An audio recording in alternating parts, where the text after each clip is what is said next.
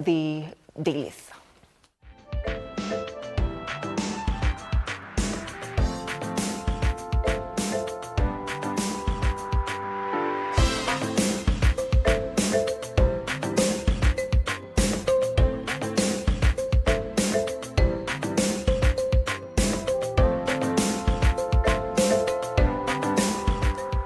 Start off in Uganda. Daily Monitor, Uganda Airlines global routes hit. They say cancelled, and the temporary disruptions follow the grounding of two of Uganda Airlines long haul, that is A330 Neo jets, which operates routes to the UK, UAE, India and Nigeria. Both aircraft were taken out of service for unscheduled maintenance. That's a story on page 4. Museveni and Lango leaders discuss post-polls deals.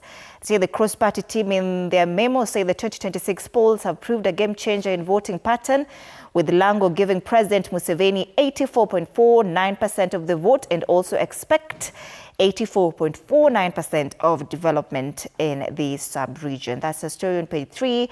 And of course, Ugandan government warns of heavy rainfall and flash floods as well. They say that the destructive rainfall is expected from February 19th to February 28th, and citizens are urged to take necessary precaution. Long roads of Moeme's 1.4 billion shillings rent was another story here. And the top strip courts to go paperless starting June.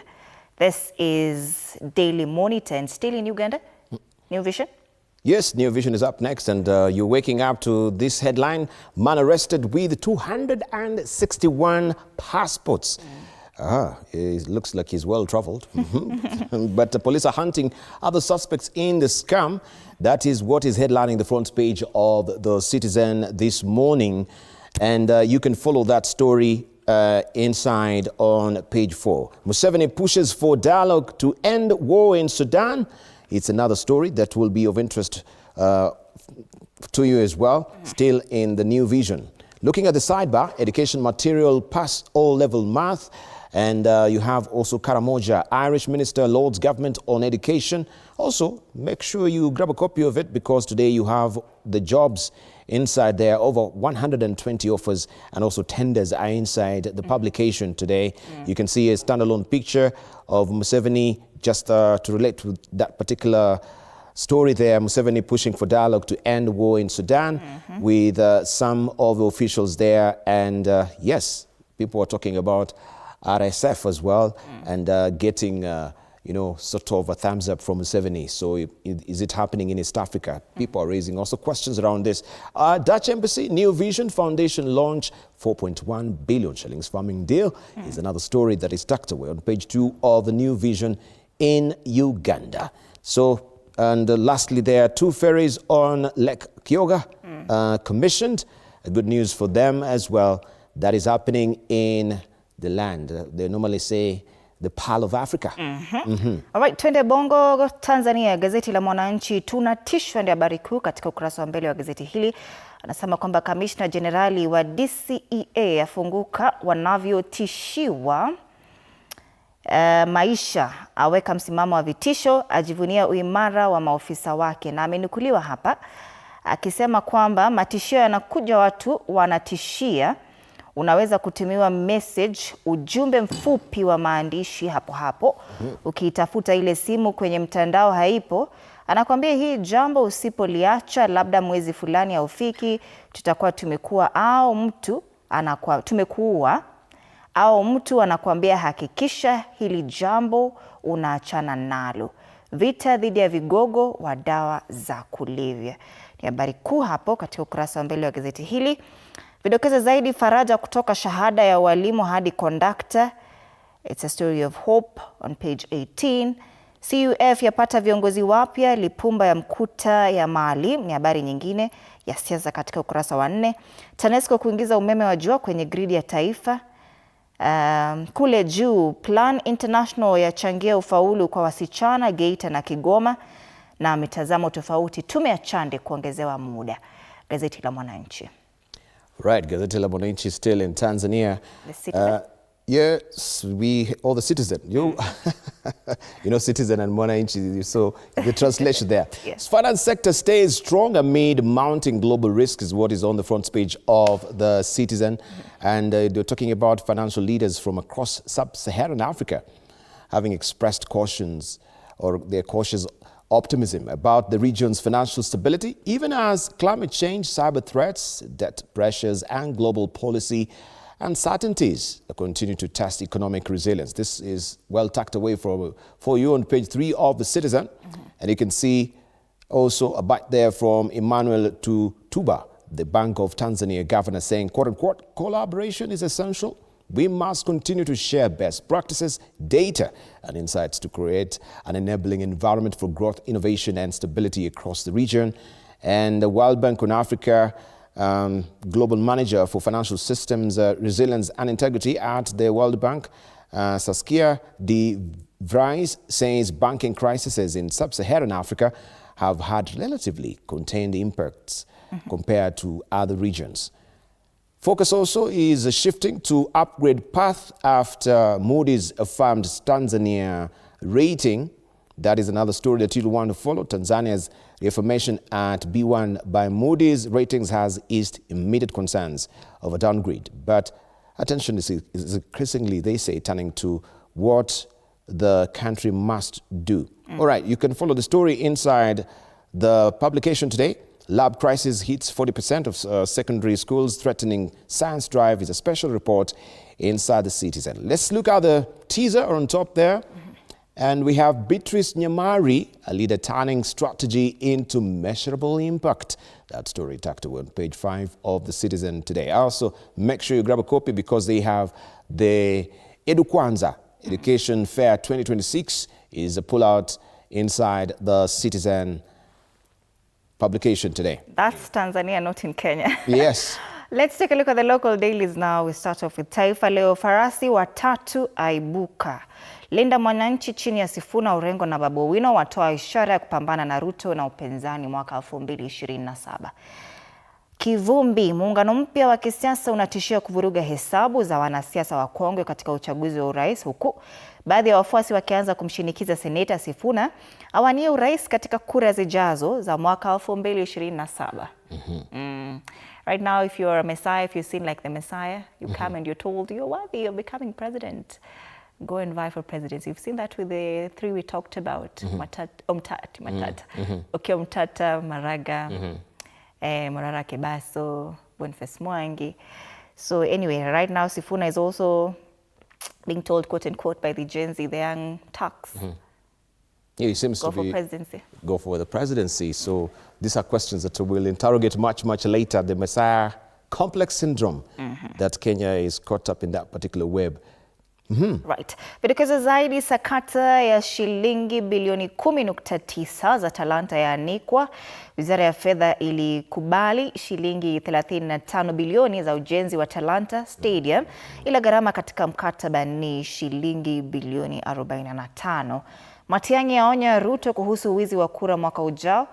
Ni naibu kiongozi wa Jubilee asema jinsi alivyozima wizi wa mtihani akiwa waziri ndivyo atakavyozuia wizi wa kura mwaka 2027. Man City aanza kumnyima Arteta usingizi. Habari ya spoti hapa. Ushindi wa vijana wa Guardiola dhidi ya Newcastle United wapunguza pengo baina yao na vinara wa EPL Arsenal hadi alama 2. Vuguvugu la mashoga lapigwa breki. Habari hii iko katika ukurasa wa 5. Anasema watetezi wa LGBTQ wakatazwa kujiunga na kesi. Gazeti la Taifa Leo. Right, we have the Daily Nation up next. This is what you're waking up to on the front page of the Daily Nation today. Oh no, most of you will say that should not be the headline. 11 billion shillings Talanta Stadium scandal. Right? Are we also getting to another one here? And on top here, the flagger reads defense. President Ruto has showcased project as a success story. And by the way, it looks beautiful, doesn't it? It does. Yeah, it looks beautiful. Very beautiful. Yes, I like how it is. And we have a quote here from the president saying, they were casting doubts, but we trusted the process. Now look, see for yourselves. Talanta Stadium is right here. This is huge. You will love it, right? But do we love also the cloud banks that are hanging around it when it comes to the scandal as well? These are questions which are being raised here on the front page of the Daily Nation. Price variation. Audit says contract sum rose to 45.8 billion shillings from 35 billion shillings without any explanation. Also, the illegal procurement, no justification for bypassing open tendering systems. So we're talking about also a process propriety that was violated, flouting some of the procurement rules that are needed here when it comes to open tendering systems. So why was it bypassed? Was it a single sourcing? What is a justification? And what also does the Public Procurement Authority says about this? We've not heard from them as well. Attorney General ignored AG's approval was never sought as required by law for contracts worth over 5 billion shillings. And that is the threshold. Of course, these are the ones you don't need the approval or the seeking of advice from the Office of the Attorney General. But anything that is crossing over the threshold of 5 billion shillings must be, of course, cleared by the Office of the Attorney General. Cost overruns. Lopsided agreements imposes heavy penalties for delays to pay contractor. These are questions that must be answered. And you have the full story on page 4 of today's publication. And let's look at the sidebar, just what we were talking about. And Matiang'i's tour Gusii amid Mount Kenya jitters. Yes, there's still a bit of antsy moment there in Mount Kenya because we see DCP also is DCP and the PNU party. We have the party leader there, Peter Munya, who is seeking some alliance with the Jubilee Party. So what does it really portend for the DCP? There is a sort of, I don't know if it's a marriage of convenience, because there has been some tension between Fred Matiang'i and the former Deputy President, Rigathi Gachagua. So in light of what is happening on the other side of the scope, where we're looking a formidable movement, the Sifuna movement is, making such a huge formation. Is it a big threat that now is informing this particular tours as well? So this is a united opposition tour. People are saying this is not really to raise the profile of Matiang'i, but it is just part and parcel of the rallies they are supposed to be doing. This is all what is on the front page of the Daily Nation. Lastly. All right, you have another story you want to highlight? Then? No, yeah, just here on the teaser, because yesterday was a big day. I don't know if you're a golfer. No.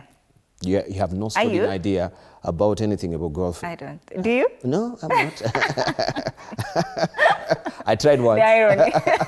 But I can't keep up. Well, I find it a bit slow, yeah. Maybe I don't have the intellectual provenance to play golf. So I don't tee off at all. But you saw, this is South African golfer holds enough to win 60 million shillings, magical Kenya Open top prize. Yesterday also, we had our Kenyan there, Kibuga.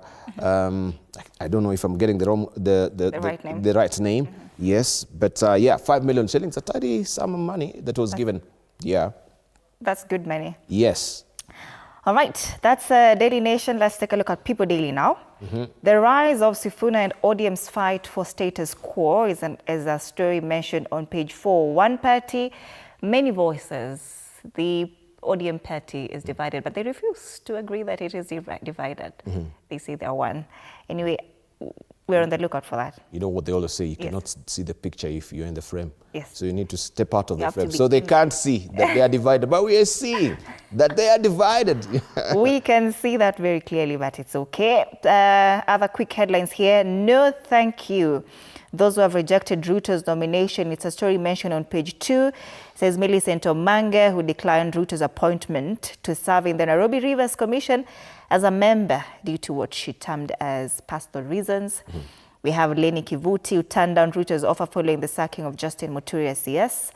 Timothy Bosire, on the other hand, who declined Ruto's appointment due to community interest. There are others like Margaret Nyambura Ndungu, and of course, Faith Odhiambo as well. It's a story on page 2. There's a story here on page 8, and it's also on the front page of the People Daily. It says MP threatens to lead invasion of ADC Mutara farm. This is like Laikipia North MP Sarah Korere, who has threatened to lead her constituents in invading the 63,000-acre Mutara Agricultural Development Corporation farm in Laikipia if the management continues preventing herders from grazing their animals there. This is a story on page 8 of the People Daily, and that's the People Daily. All right, we have the Standard up next. The dynamic duo is what is a splash today you're waking up to on the front page of the Standard. And you have the two faces that they are the dynamic duo that is of Babu Owino, right? And we have also Edwin Sifuna there, the Secretary General of the ODM party as it stands right now. And this is thirst for change. With 2 lives lost as the state reverts to its old habits of using violence to protect power, the country's youth are rallying behind the Mimi Ndio Sifuna, Sisi Ndio Sifuna slogans. Political analysts say recent ODM clashes have lifted the fog of party alignments, revealing a growing desire for a younger generation to carry Kenya's aspirations into 2027. The two most dynamic figures now tasked with sustaining this momentum are Mbattle ODM Secretary General Edwin Sifuna and Embakasi East MP Babu Owino. This story, we have it well spread out for you on page 4, 5, 6, and 7 of today's publication. Inside the Standard, you can have all this, and the story goes on. Are we facing a generation exit, generation entry, hinge moment in Kenya's history? That is what we have as a story. You can follow it inside the Standard today. There was a time Babu Owino was also hitting headlines as quote-unquote messiah. Yes. Right now it's Sifuna Stad. And people were saying Babu for president. Yes. Yeah, you remember? Yeah, I don't know if they've really lost that momentum as well, or they're on the cusp of a new one here. So we are yet to just discern what is the way forward regarding the two. Or is just, you know, the hype of the youth, then it tapers off with time. We'll be on the lookout for that as well. Let's take a look now at the Star. CBK rate cuts fail to translate into cheaper borrowing. This is a story on page 4 and 5. It says established firms, banks with healthier loan books remain biggest beneficiaries. Is the main headline here. Kalonzo Rigathi attend church in Utawala as Ruto goes to Kiambu. They've all been spread out here on the front page. There's this governor here. United Opposition leaders Kalonzo Musyoka of Wiper, Rigathi Gachagua of DCP, as they're there at PCEA Church. We have President William Ruto, Kiambu Governor Kimani wa Matangi. You know his property, the ones that were demolished at somewhere around town area there. The Tanzanian stadium there. Yeah. Yes, this is the second time it's happening. It's not the first time. Yeah. And it seems this mostly happens when we're aging towards the general election. Maybe a statement of you're aligning or misaligning. All right, that's another story there on the front page of the Star. A boost for teachers as MPs back new bill on acting allowance. That's the Star, fresh, independent and different. Grab a copy at 60 Kenya shillings. If you're in Tanzania, it's 1,000 Tanzanian shillings, and Uganda, it's 2,000 shillings. Let's take a look now at the Business Daily. Tuangalie biashara inasema vipi this morning. Or we don't have it this morning, but tuangalie sasa cartoonists. We don't have it? I think we do. We do? Yeah. How Uganda board seat fight put KPC cell at risk. That is what is on the front page of the Business Daily. How Uganda board seat, I should say, fight put KPC cell at risk. And you have the story there on page 2 of the publication today. Just to read a snippet of what they're saying. Uganda secured 2 seats on the board of the Kenya Pipeline Company after last-ditch crunch. Talks saved the sale of the government's 65% stake in the farm from collapse. You can have that story, as I've mentioned, on page 2 of the publication. Right, you see they've extended, this is the KPC. Yeah, actually they extended this offer when we were talking about the IPO because there was no much interest that was seen despite the fact that we had all this hype, and Kenyans are not also showing much interest in buying this shares as well. Let's take a look at the caricatures now. We start off with the People Daily. Stanley Stick. Sifuna is here yet again. He is holding a book. Baba